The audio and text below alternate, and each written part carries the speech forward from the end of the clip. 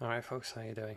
So I've decided to add this little cinematic light box in the background, just to, I don't know, just to spruce things up a wee bit, I suppose, just to, you know, um, put out the topic of the video, like the subjects that I'm going to be discussing. I'm always looking to improve the channel in any ways possible, like getting lights, LED lights, which are over there, you know, um, putting lights in the background, nice and bright, and shiny. And I'm thinking about replacing these flags as well. What was it Get Skeptic said? He said they were obnoxious, quote unquote, and that I was obnoxious.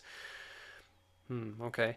I don't think obnoxious is quite the word. I think more like tacky, really. It's kind of like hats, isn't it? Like you don't wear hats indoors or to restaurants or anything like that. You just don't do that. It's just like, ugh, it gives you the shudders. Look at this fucking Sfacim over here. We're in a camp in a nice restaurant like this. Take your hat off. Excuse me? They don't sell hot dogs here. They took the bleachers out 2 years ago.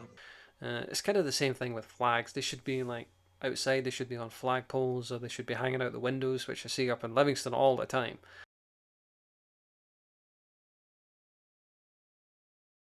But the point is, the flags hanging up on the wall, I think it looks a bit cheap, to be honest. I mean, it goes along with the channel, true Scottish history, and you got the Scottish flags there. But flags always look a hell of a lot better when they're outside the house than when they're, blue tacked onto the wall. Let's face it. But what to replace them with, that's what I'm thinking. So leave your thoughts in the comments below on that one. I'm open to suggestions. I've thought about maybe like movie posters like Outlaw King and Braveheart. That would be very appropriate, Again, Braveheart fanboy, according to Ged Skeptic. He's not totally wrong either. In fact, he's largely correct. I mean, I'm a big fan of Braveheart. In terms of it being a movie, it's very good. Very entertaining, but it's not a documentary. But then again, it's a movie. Who cares? I mean, it put a lot of light on Scotland. It drew a lot of interest in Scottish history. It increased our tourism massively. It made our economy millions of pounds,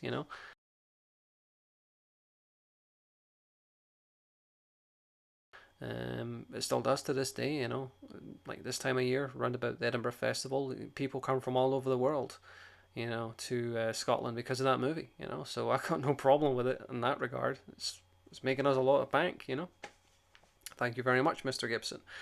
Though, really, the only thing that William Wallace, as in the real one, and Mel Gibson had in common was they're both Catholics. I mean, it really pretty much starts and ends there. Mel was like 40, 41 years old when he made the movie.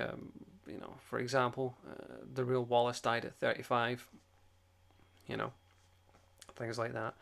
To my mind, is if the movie had a subtitle, Braveheart had a subtitle, it would be Martin Riggs in cosplay. Because whenever I watch Braveheart, I do not see William Wallace, having read the book Robin Hood Revealed. I see Martin Riggs growing his hair out and dressing up as a Highland warrior. Yeah. You think I'm crazy? Yeah. You calling me crazy? You think I'm crazy? Yeah. Yeah, you want to see crazy? I'll tell you. Where are you going? I'm going to pick a fight. Do you really want to jump? Do you want to?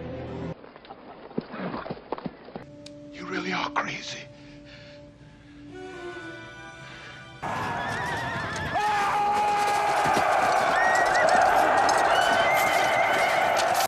Will you put a sock in it?